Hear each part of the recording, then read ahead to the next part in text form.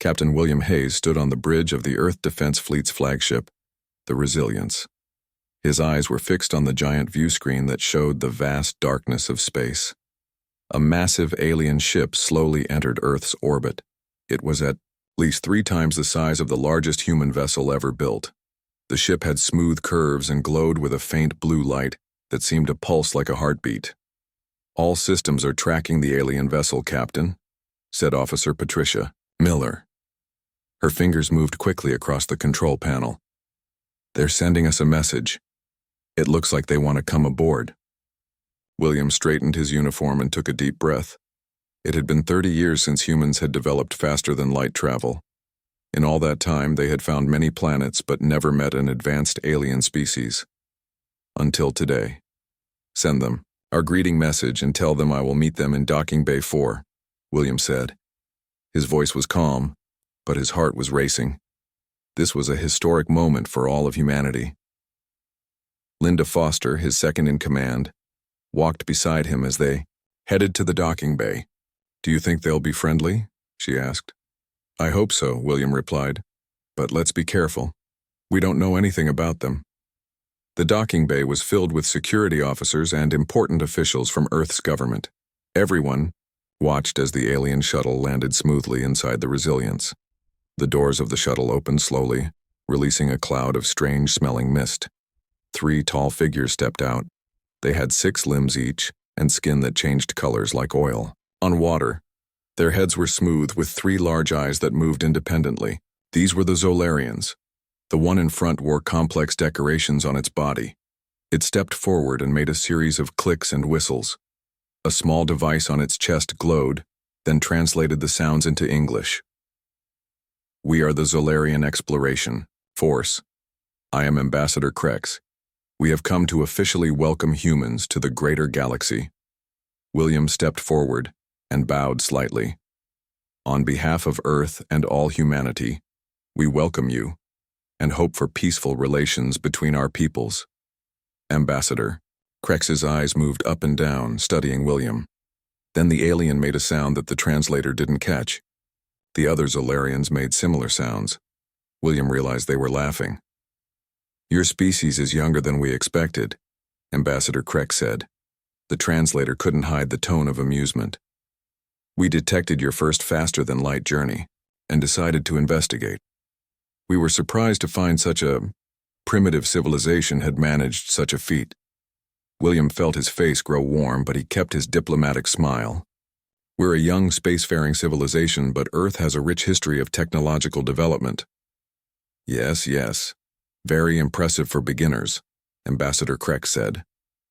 The other Zolarians clicked to each other, their skin flashing with colors that seemed to show amusement. "We would like to see your ship. It looks quaint." For the next 2 hours, William and Linda led the aliens on a tour of the Resilience. At every stop, the Zolarians examined human technology with what could only be described as condescending interest. "Your weapon systems are interesting. Very basic, but interesting," one of the Zolarians said after examining the ship's defense controls. "Your life support systems are surprisingly effective considering their simplicity," another commented while inspecting the environmental controls. When they reached the engine room, Ambassador Krex spent a long time looking at the faster-than-light drive. "A remarkable achievement for such a young species, though our children learned to build these in their basic education." Linda whispered to William, "They're not even trying to hide how superior they think they are." William nodded slightly. He had met people like this before, those who believed their advanced technology made them better than others. He hadn't expected to find the same attitude among aliens. The tour ended at William's personal quarters. He hadn't planned to bring the aliens here, but Ambassador Krex had insisted on seeing how the ship's captain lived. "Simple, functional," Ambassador Krex said, looking around the room. Then the alien's eyes fixed on something on William's desk. It was an old stone paperweight, a gift from William's grandfather. The stone had strange symbols carved into it, found in an ancient dig site in Egypt. The ambassador went completely still. The other Zolarians moved closer to look at the stone. Their skin colors changed to deep blue, a color William hadn't seen before. "Where did you get this?" Ambassador Krex asked. The translator's voice was different now, without any trace of amusement. It's a family heirloom, William said. My grandfather was an archaeologist. He found it in Egypt in the ruins of an ancient temple. The aliens exchanged looks and made quiet clicking sounds to each other. Their previously relaxed posture had become stiff and formal. How old is this artifact? Ambassador Krex asked. About 5,000 years, according to my grandfather, William replied, confused by their sudden interest. The aliens seemed to relax slightly, but their attitude had clearly changed. They no longer looked around with amusement or made condescending comments. We thank you for your hospitality, Captain Hayes, Ambassador Krex said formally. We must return to our vessel now. We will contact you again soon to discuss Earth joining the Galactic Confederation. As the aliens prepared to leave, William overheard Ambassador Krex whisper to one of the others. The translator caught only part of it. Run deeper scans. There's something impossible about these creatures. After the Zolarians had departed, Linda joined William on the observation deck. They watched as the massive alien ship moved away from Earth. That was strange, Linda said. Did you notice how they changed when they saw your grandfather's stone? William nodded slowly. Yes, they were laughing at us one minute and dead serious the next. He pulled out the stone paperweight from his pocket and looked at the strange symbols carved into its surface. What do you think spooked them? Linda shook her head. I don't know, but I get the feeling we're going to find out soon. As the alien ship disappeared into the darkness of space, William couldn't shake the feeling that humanity's first contact with aliens had revealed more questions than answers. Something about Earth or humans had disturbed the Zolarians deeply. And whatever it was, William had a feeling it would change everything they thought they knew about their place in the universe. 3 months had passed since the first meeting with the Zolarians. Earth had joined the Galactic Confederation, a group of 17 different alien species who traveled among the stars. But humans were not treated as equals. They were only given observer status with no voting rights on important matters. Most alien species looked down on humans as newcomers who barely understood space travel. Dr. Samantha Powell sat in her small office at the Earth Embassy on Centralis, the main planet of the Confederation. Papers and digital tablets covered her desk. As Earth's leading expert on ancient civilizations, she had been asked to present human history at a big science meeting. It was a rare chance to show the aliens that humans weren't as primitive as they thought. You look worried, said a voice from the doorway. Samantha looked up to see Richard Cole, Earth's main diplomat. His gray hair and kind eyes made most people trust him right away. I am worried, Samantha admitted. I've been going through the Confederation database they gave us access to. There are strange gaps in their historical records. Richard closed the door and sat down. What kind of gaps? Samantha tapped on one of her tablets. They have detailed records of most species' development. But when it comes to the oldest question, where did intelligent life first come from? They become vague. There are references to something called the Ancient Ones, a mysterious race that supposedly spread life throughout the galaxy billions of years ago before disappearing. Maybe they don't know the answer either, Richard suggested. Maybe. But look at this. Samantha showed him an image of strange symbols. These were found on ruins across 20 different planets. The Confederation classifies information about these symbols as restricted. Richard frowned. And why does that bother you? Samantha pulled out an old book from her bag. She opened it to show ancient cave paintings from Earth.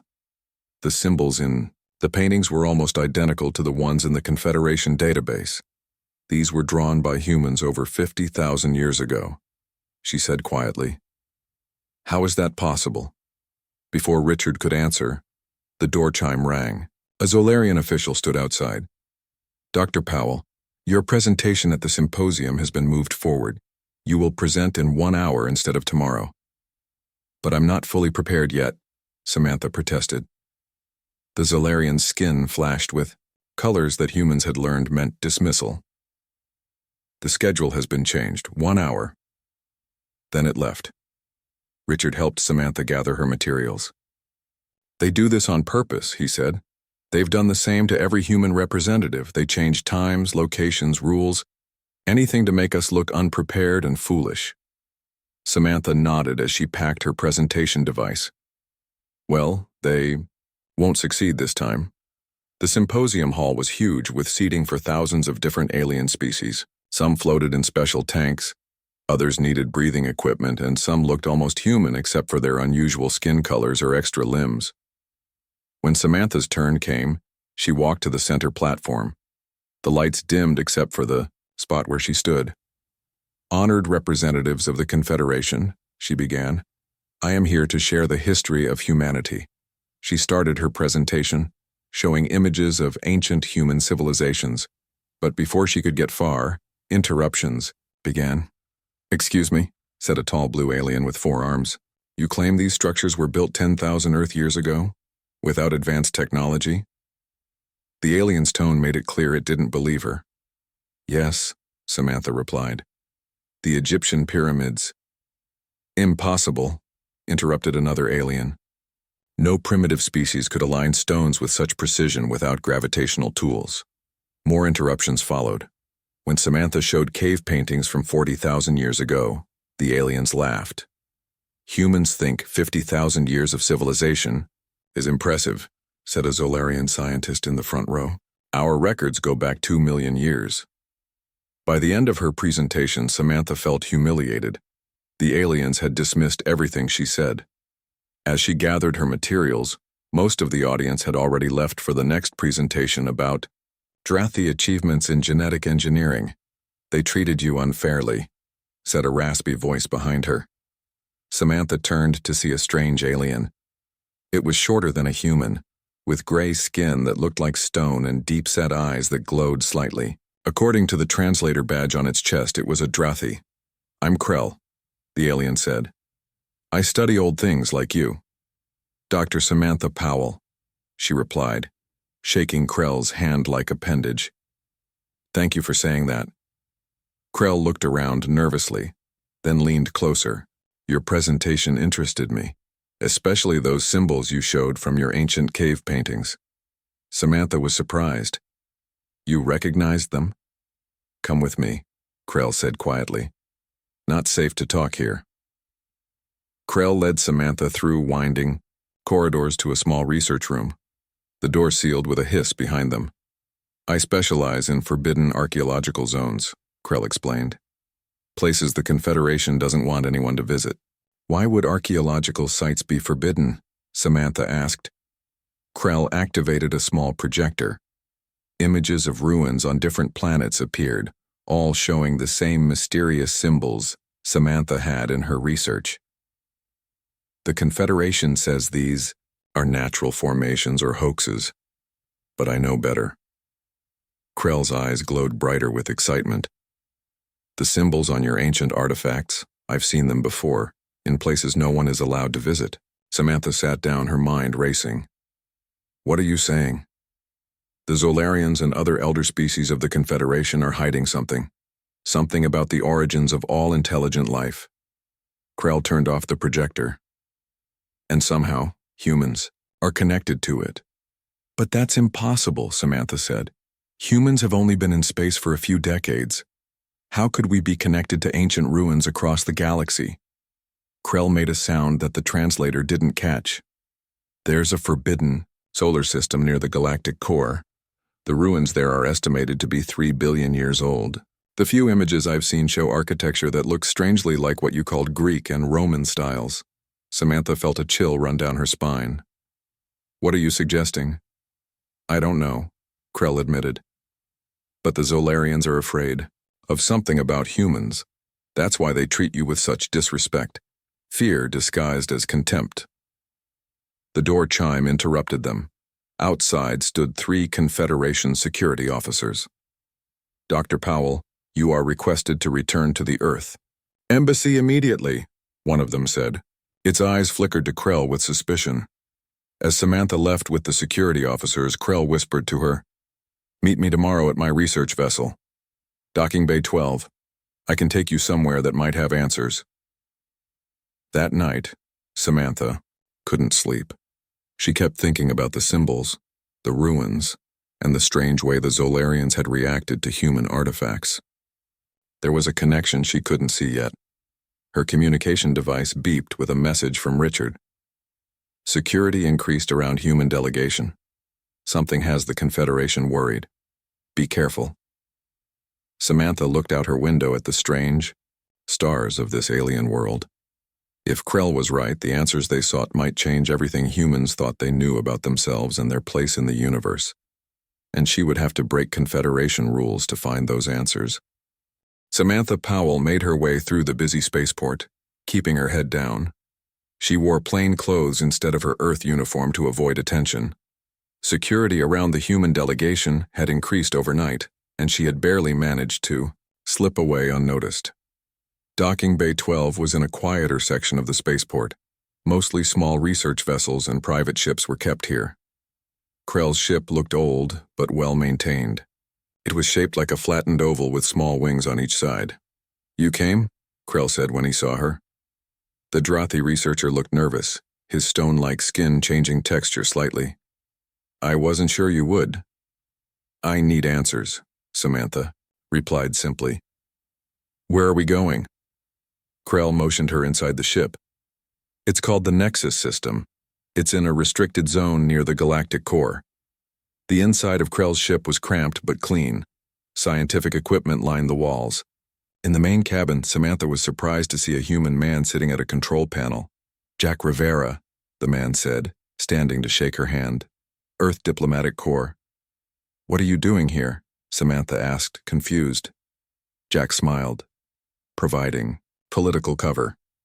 If we get caught, I can claim this was an official Earth research mission that got lost." Krell began powering up the ship. "Jack helped me get permission to leave the spaceport. The Confederation thinks we're heading to an approved research site." "Won't they track us?" Samantha asked. "Not where we're going," Krell said. "The galactic core creates interference that blocks most tracking systems." The ship lifted off smoothly. Once they cleared the spaceport, Krell activated the faster-than-light drive. The stars outside blurred as they jumped into deep space. "It will take us about 14 hours to reach the Nexus system," Krell explained. "We should use that time to prepare. The planet we're visiting is very old and might have dangerous areas." Jack brought out a data tablet. "I did some digging in the Confederation records. The Nexus system is officially listed as uninhabitable due to radiation. But look at these sensor readings I found from a patrol ship." He showed them images of a planet with obvious artificial structures on its surface. Why would they hide an entire planet? Samantha wondered. "Fear," Krell said. "The same reason they hide many things." During the journey, Samantha studied the limited information they had about the Nexus system. According to the secret files Jack had accessed, the planet they were heading to was called Nexus Prime. It had once been the center of a vast civilization that disappeared at least 3 billion years ago. 3 billion years, Samantha said, in awe. That's before complex life even evolved on Earth. When they finally arrived, the ship dropped out of faster-than-light travel near a yellow star. 5 planets orbited it. The third one was clearly their target. Even from space, they could see the remains of a planetary civilization. Straight lines and geometric patterns covered parts of the surface. "No wonder they keep this place secret," Jack said, looking at the scanner readings. This was a galaxy-spanning civilization when our ancestors were still single-cell organisms. Krell landed the ship on a flat area near what looked like the remains of a huge city. The air outside was thin but breathable with the help of small breathing devices. The sky had a strange purple color, and 2 small moons were visible even in daylight. As they stepped out of the ship, Samantha felt a strange sense of familiarity. The ruined buildings around them were massive, but their design somehow reminded her of ancient Earth architecture. "This is impossible," she whispered. "Look at these columns, these arches. They look like Greek or Roman design, but they're billions of years old." They made their way through the ruins carefully.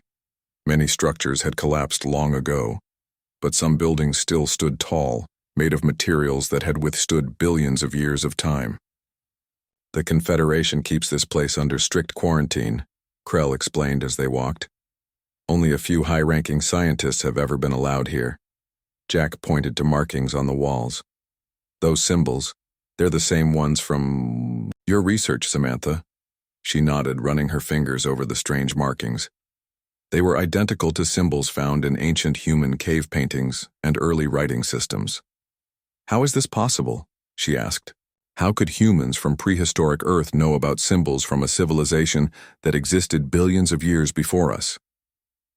Krell led them deeper into the ruins. According to the forbidden records I accessed, this was once the capital city of what they called the Cedars, the beings who supposedly created all intelligent life in our galaxy. They reached what appeared to be a large public square. In the center stood a tall building that had survived better than the others. Its entrance was marked with the same symbols they had seen throughout the ruins. This is it, Krell said. The main archive building. If answers exist, they'll be in there. Inside, the building was dark. They used their lights to navigate through empty halls and rooms. At the center of the structure, they found a large, circular chamber with a platform. In the middle, it looks like some kind of control room, Jack said, examining the platform. Samantha walked around the chamber, studying the walls. They were covered with the mysterious symbols. As she looked closer, she realized something incredible. These aren't just random symbols, she said excitedly. This is a language, and parts of it look like Proto-Indo-European writing systems from ancient Earth. She approached the central platform. There were indentations that looked like they were meant for hands, 5-fingered hands, just like humans had. Krell, you said these beings existed 3 billion years ago? She asked. According to all records, yes, the Drothi replied. Samantha took a deep breath and placed her hands in the indentations. For a moment, nothing happened. Then the entire chamber lit up with a soft blue light. The platform began to hum, and a stream of energy rose from its center. The energy formed into a shape, a hologram of a being that looked almost exactly like a human. System activated, the hologram said in a language that sounded strangely familiar to Samantha's ears. Project Earth status report ready for review. Jack and Krell stared in shock. The hologram spoke again, and this time Samantha understood some of the words. It was speaking something very close to Proto-Indo-European, one of the oldest human language groups. I can understand it, she whispered. It's saying something about Project Earth and a seed population. Krell looked stunned. That's impossible. This place is at least 3 billion years old. The hologram continued speaking, showing images of planets, including one that was clearly Earth. Then it showed images of beings that looked human spreading across the galaxy, establishing outposts on countless worlds. Oh my God, Samantha said, as understanding dawned on her. It's not showing aliens seeding Earth with life. It's showing humans, or beings exactly like humans, seeding the galaxy with life, including early versions of themselves on Earth. The message, once she could piece it together, was clear. Project, Earth, status, ongoing, seed population developing. According to parameters. Jack stared at the hologram in disbelief. Are you saying what I think you're saying? That humans aren't the newcomers to the galaxy? That we're actually the oldest species? Samantha finished for him. The ones who came first. The Cedars that every civilization in the Confederation has myths about. Krell's stone-like face couldn't show much expression, but his voice trembled. We need to get this information back to Earth. The Confederation must know about this. As they prepared to leave, Samantha noticed something on one of the walls she hadn't seen before. A star map showing thousands of similar outposts throughout the galaxy. Earth wasn't the beginning of humanity's journey into space. It was just one small part of their return. And somewhere out in space, the rest of their ancient legacy was waiting to be reclaimed. News of the discovery spread through the Confederation like wildfire. Samantha, Jack, and Krell had barely returned to Centralis when they were placed under protective custody by Earth security forces. The information they brought back was too important to risk. Captain William Hayes, now serving as Earth's military representative to the Confederation, met them in a secure room at the Earth Embassy. You three have caused quite a stir, William said, looking at the data they had collected. The Zolarians are demanding that all humans be quarantined until further notice. They're afraid, Jack said. They've spent their entire history believing they were among the oldest species in the galaxy. Now they might have to accept that humans predate them by billions of years. Samantha spread out the images they had captured from the hologram system. According to what we found, an advanced human civilization existed over 3 billion years ago. They spread throughout the galaxy, establishing outposts and seeding planets with early life forms. Including Earth? William asked. Yes, Samantha nodded. Earth was just one of many planets where they placed early versions of themselves, like a backup plan, in case something happened to their civilization. And something did happen, Krell added. The records aren't clear about what, but there was some kind of catastrophe. The advanced human civilization collapsed or disappeared. The humans on Earth continued evolving but lost all knowledge of their origins. William looked troubled. Do you have proof of this? The kind that would convince the Confederation? Jack smiled. We have more than proof. We downloaded the entire database from the archive building before we left. An urgent message came through on William's communicator. The Confederation Council has called an emergency meeting. All species are required to attend. We need to go now. The Grand Council chamber was the largest room in the Confederation headquarters. Representatives from all 17 spacefaring species sat in curved rows facing a central speaking platform. The atmosphere was tense, with security forces lining the walls. As the Earth delegation entered, William noticed that the other species were keeping their distance. Some whispered to each other, others stared openly at the humans. The Zolarian section seemed particularly agitated, their skin flashing rapidly with colors. The Zolarian Prime, leader of the most influential species in the Confederation, took the central platform.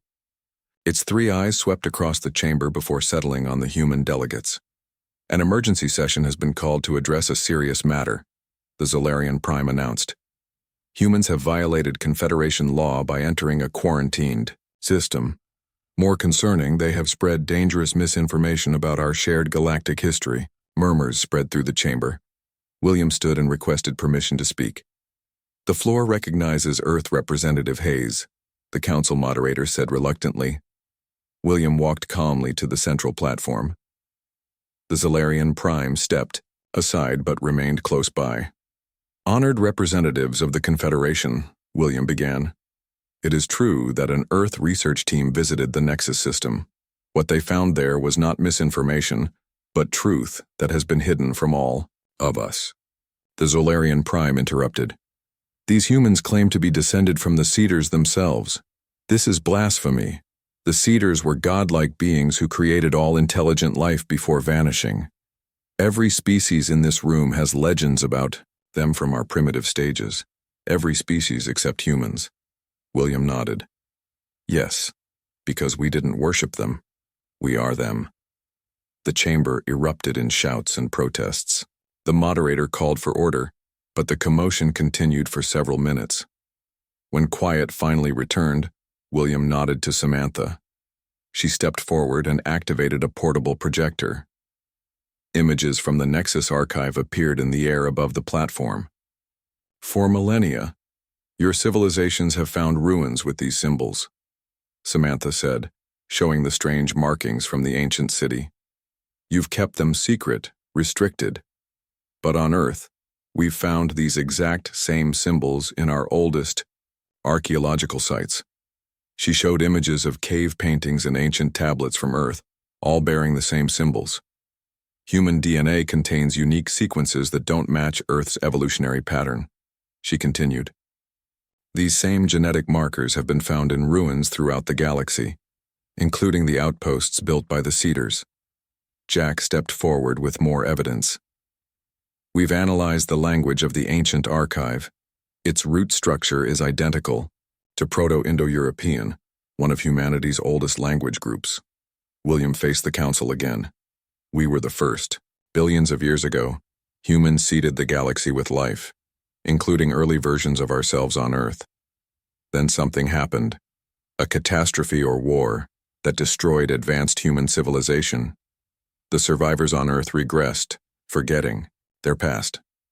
What you've encountered is not humanity's beginning. It's our rebirth.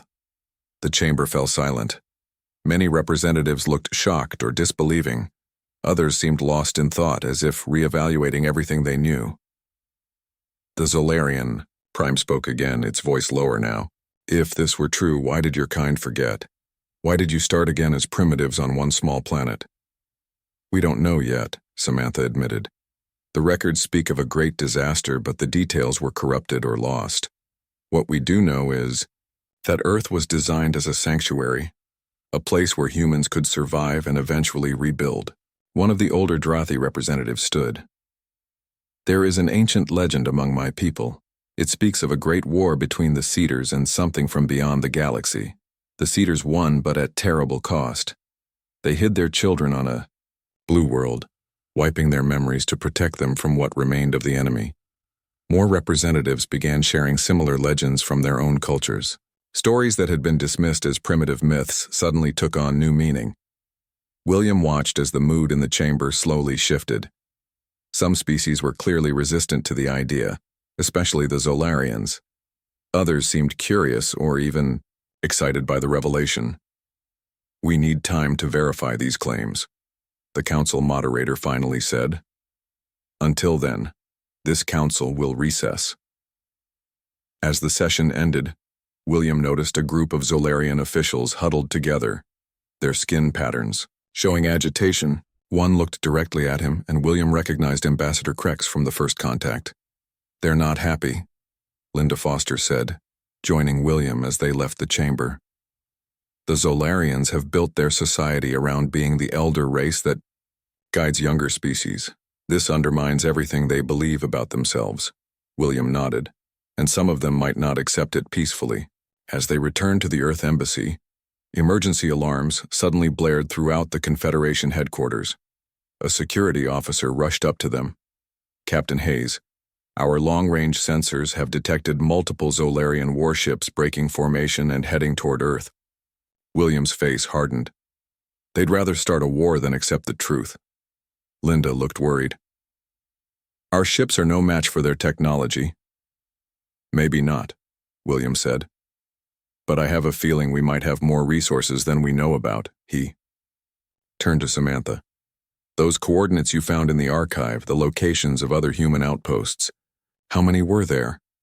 Thousands, Samantha replied, spread across the entire galaxy. William's eyes narrowed with determination. And if one outpost had advanced technology that lasted 3 billion years, the others might too, Jack finished. But how do we activate them?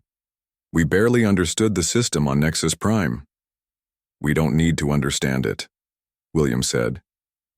We just need to get to the closest outpost and see if anything there responds to human DNA. Like that control panel did for Samantha. As they hurried to prepare for this new mission, none of them noticed a small activation signal being transmitted from the data they had brought back from Nexus Prime, a signal that was racing across the galaxy, awakening systems that had been dormant for billions of years. Systems that recognized the genetic code of their creators had returned. 6 days after the emergency council meeting, William Hayes stood on the bridge of the newly commissioned Earthship integration. It was the fastest vessel humans had ever built, but it still might not be fast enough to save Earth from the approaching Zolarian fleet. Status report, William said to Linda Foster, who now served as his second-in-command on this crucial mission. The Zolarian battle group will reach Earth in less than 24 hours, Linda replied. Our defense fleet is in position, but they're outnumbered 5-1. Samantha Powell and Jack Rivera worked at nearby stations, analyzing data from the Nexus archive. Krell stood nearby, his stone-like face impossible to read, but his body language showing clear concern. Any progress on locating the nearest outpost? William asked. Samantha looked up from her screen. Yes, I think so. The archive mentioned a major defense station in what we now call the Orion Nebula. According to these coordinates, we should be approaching it now. William looked out the main view screen. The beautiful clouds of the Orion Nebula surrounded them, but there was no sign of any artificial structure. Are you sure about those coordinates? William asked. The data is 3 billion years old, Samantha reminded him. Stars move, galaxies rotate, but this should be the general area. Suddenly, Krell pointed at something on his sensor display. Energy readings, very faint, but definitely artificial. Coordinates are sending to the main navigation system now. The integration changed course, heading deeper into the nebula. As they flew, the energy readings grew stronger. Finally, they saw it, a massive structure floating in space. It was shaped like a ring, at least 50 miles across, with smaller structures attached to its outer edge. It's huge, Linda whispered. And old, Jack added. The metal components show aging of at least 2 billion years, but the structure is intact. William ordered the ship to approach slowly. As they got closer, they could see that the station appeared to be dormant. No lights, no movement, no signs of activity. How do we wake it up? Linda asked. Before anyone could answer, the ship's sensors detected a new energy signature. A beam of light shot out from the station, scanning the integration from end to end.